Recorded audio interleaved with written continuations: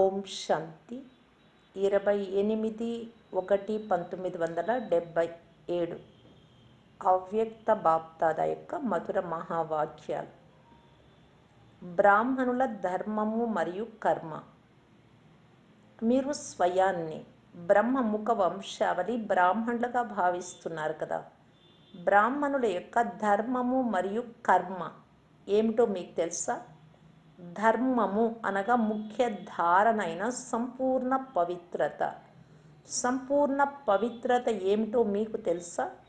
సంకల్పంలో లేక స్వప్నంలో కూడా అంశ మాత్రం కూడా అపవిత్రత ఉండకూడదు. ఇటువంటి శ్రేష్టమైన ధారణ చేసే వారే సత్యమైన బ్రాహ్మణులుగా పిలువబడతారు.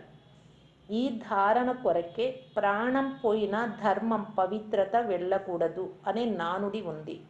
ఇటువంటి ధైర్యము మరియు ఇటువంటి దృఢ నిశ్చయము కలవారిగా స్వయాన్ని భావిస్తున్నారా?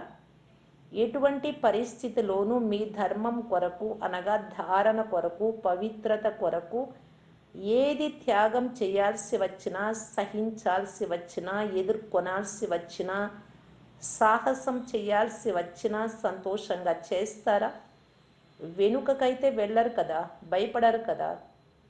త్యాగమును త్యాగముగా భావించక భాగ్యంగా అనుభవం చేసుకోవడమే సత్యమైన త్యాగము అని అంటారు.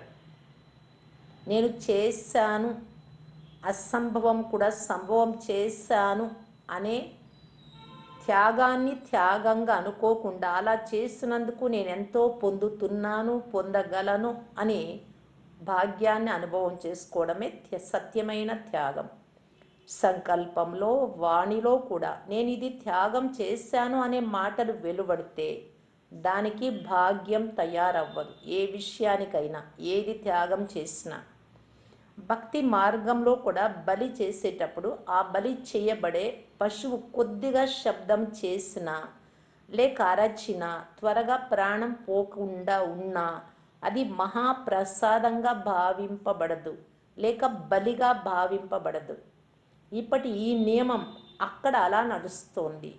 త్యాగం చేయడంతో పాటు నేను త్యాగం చేశాను అనే సంకల్పం ఉత్పన్నమైన, పేరు ప్రతిష్టలు రావాలి అనే సంకల్పం కలిగిన అది త్యాగము కాదు, దానిని భాగ్యమని అనరు.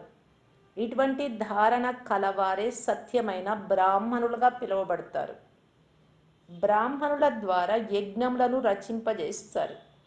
ఈ మహాయజ్ఞంలో పురాతన ప్రపంచం యొక్క ఆహుతి పడిన తర్వాత యజ్ఞం సమాప్తం అవుతుంది.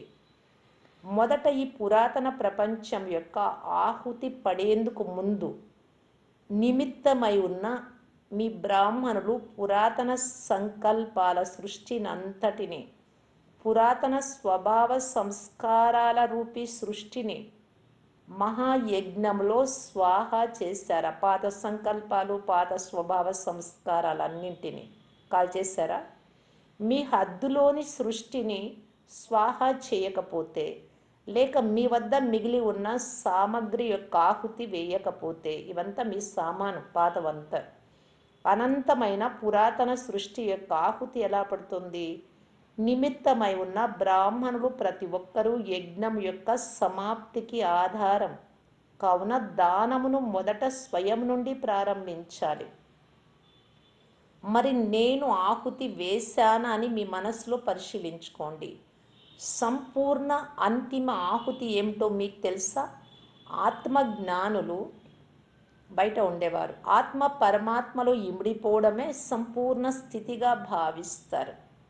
అలాగే ఈ అంతిమ ఆహుతి యొక్క స్వరూపం నేను అనేది సమాప్తమై, నేను చేస్తున్నా, నేనే చేయగలను ఇలాంటివి కాకుండా బాబా బాబా అనే పదాలు నోటి నుండే కాదు మనస్సు నుండి కూడా రావాలి.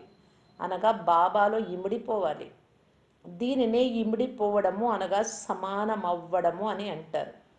బాబానే చేయిస్తున్నారు, అంతా బాబాదే, నాది అనేదే లేదు, నాది అనుకోవడమే నా జ్ఞానం. ఇలా భావించాలి. దానిని అంతిమ ఆహుతి అని అంటారు. సంకల్పము మరియు స్వప్నంలో కూడా దేహ అభిమానంతో కూడుకున్న నాది అన్నది ఏది ఉండకూడదు. అనాది అయిన ఆత్మిక స్వరూపమైన స్మృతి ఉండాలి. ఆది అయిన బ్రాహ్మణ స్వరూపంలో ధర్మము మరియు కర్మ యొక్క ధారణ ఉండాలి. వారిని సత్యమైన బ్రాహ్మణులని అంటారు. ఇటువంటి సత్యమైన బ్రాహ్మణులే యజ్ఞ సమాప్తికి నిమిత్తం అవుతారు. యజ్ఞాన్ని రచించే వారిగా అయ్యారు, కానీ ఇప్పుడు సమాప్తికి కూడా నిమిత్తం అవ్వండి, అనగా మీ అంతిమ ఆహుతి వేయండి, పాతవన్నీ వేసి కాల్చేయండి. తద్వారా అనంతమైన పురాతన ప్రపంచం యొక్క ఆహుతి కూడా అందులో పడుతుంది. ఇప్పుడు ఏం చేయాలో అర్థమైందా? సంపూర్ణంగా కావటానికి ఇదే సహజమైన సాధనం. సంపూర్ణ ఆహుతిని ఇవ్వడముని సంపూర్ణ స్వాహ అవ్వడము అని అంటారు. మరి స్వాహ అయిపోయారా లేక ఇంకా అవ్వాలా? అంతిమ ఆహుతిని అంతిమ గడియలోనే వేస్తారా? ఎప్పుడైతే స్వయం వేస్తారో అప్పుడు ఇతరుల చేత కూడా వేయించగలుగుతారు. తర్వాత చేద్దాం, అవుతుందిలే, ఇలా ఆలోచించకండి, ఇప్పుడు చెయ్యాల్సిందే.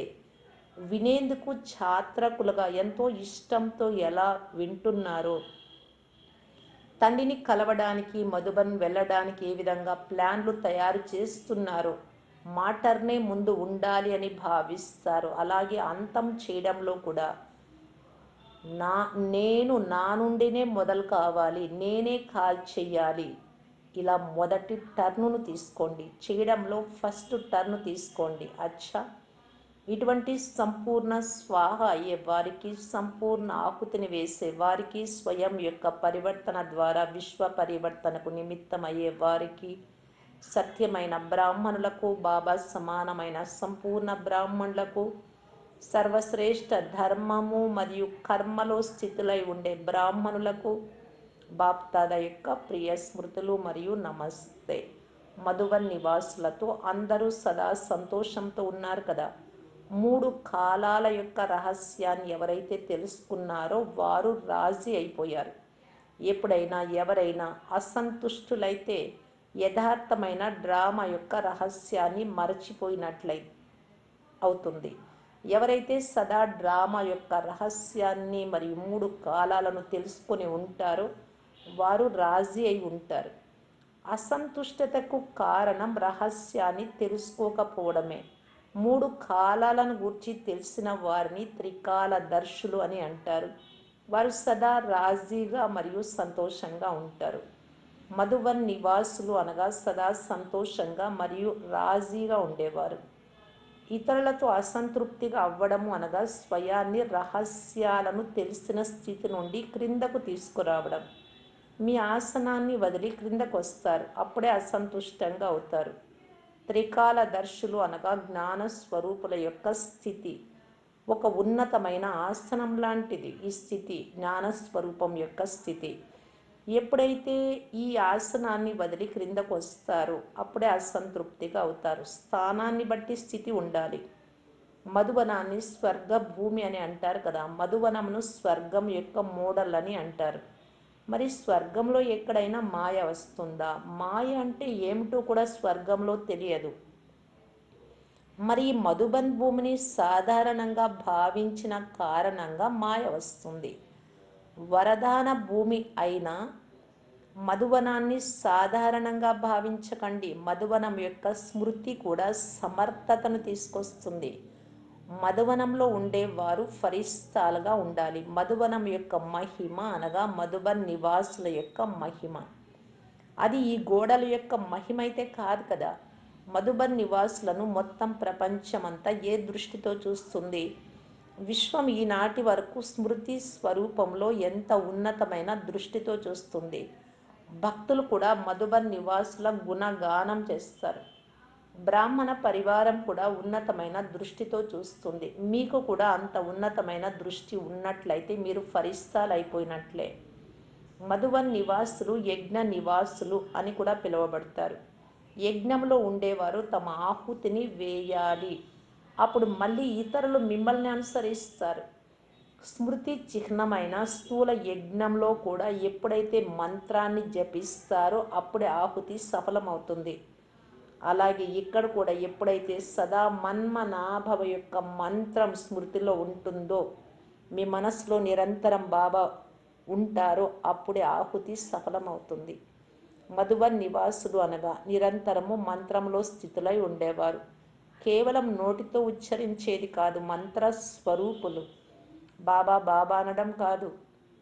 ఇప్పుడు బాబా రియలైజేషన్ కోర్సుని ఇచ్చారు, పరివర్తన కోర్స్. కావున స్వయాన్ని రియలైజ్ చేసుకొని పరివర్తన చేసుకున్నారా? అందరూ సరిగ్గా ఉన్నారా? ఉన్నాము అని ఎవరైనా అంటే మీ నోటిలో గులాబ్ అని బాబా అంటారు, గులాబ్ జామున్ అని. అలా అనడం ద్వారా కూడా సరిగిపోతారు. లోపాన్ని పదే పదే ఆలోచిస్తూ ఉంటే అది అలాగే ఉండిపోతుంది.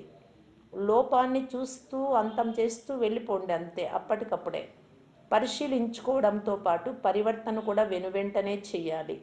ఏదైనా అద్భుతం చేసి చూపించాలి కదా. ఇంత సమయంలో ఎంతైతే తోడు లభించిందో అందులో ఏదైనా అద్భుతాన్ని చేశారా? అద్భుతము అని మహిమ చేయబడే విధంగా ఏదైనా పని చేశారా? లేక చేస్తూ కూడా మర్చిపోతున్నారా? స్వయాన్ని ఎప్పుడు గుణమూర్తులుగా చూసుకుంటూ ఉన్నతమైన స్థితులై ఉండండి. క్రిందకు రాకండి. రాజ్య వంశానికి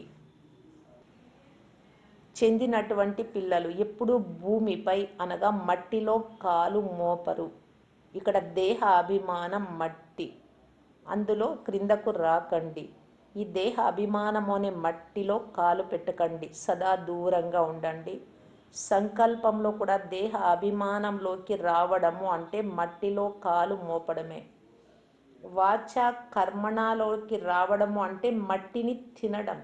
సంకల్పం రావడము అంటే మట్టిలో అడుగు పెట్టడం, బుద్ధి అనే పాదాన్ని. మరి మాటలలో కర్మణలో దేహ అభిమానంతో కూడినటువంటి రావడం అంటే మట్టిని తినడం. రాజ్యవంశానికి చెందిన పిల్లలు ఎప్పుడు మట్టిని తినరు. ఉన్నతోన్నతుడైన తండ్రి యొక్క ఉన్నత స్థితిలో ఉండే పిల్లలము అని సదా గుర్తు ఉండాలి. తండ్రి ఇంత గొప్పవారు అయితే నేను కూడా అంత గొప్పగా ఉన్నాను. తద్వారా ఎప్పుడు దృష్టి క్రిందకు రాదు. పురాతన విషయాలను స్వప్నంల నుండి కూడా అంతం చేసేయాలి. యోగి ఆత్మ, జ్ఞాని ఆత్మ యొక్క స్వప్నాలు కూడా క్రొత్త ప్రపంచం, క్రొత్త జీవితానికి చెందినవిగా ఉంటాయి. స్వప్నాలే మారిపోయినప్పుడు సంకల్పాల యొక్క విషయమే లేదు. మధుబన్ నివాసుల యొక్క స్వప్నాలు కూడా శ్రేష్టంగా ఉంటాయి. బాప్దాదా కూడా అదే దృష్టితో మిమ్మల్ని చూస్తారు. మధుబన్ నివాసుల యొక్క పేరుకి ఎంత మహిమ ఉంది అంటే నామమాత్రంగా బృందావన్, మధుబన్ స్థానంలో ఉండేవారు చివరి వరకు తమ శరీర నిర్వహణ ఎంతగానో జరుపుకుంటూ ఉంటారు. పేరుకి అంత మహిమ ఉంది. కావున మధుబన్ నివాసుల యొక్క పేరే ఎంతో మహోత్తరమైనది. పేరుకి అంత మహిమ ఉన్నప్పుడు మరి స్వయం స్వరూపం యొక్క మహిమ ఇంకెంత ఉంటుంది? అచ్చ, అందరూ సంతుష్టంగా ఉన్నారు కదా. ఓం శాంతి.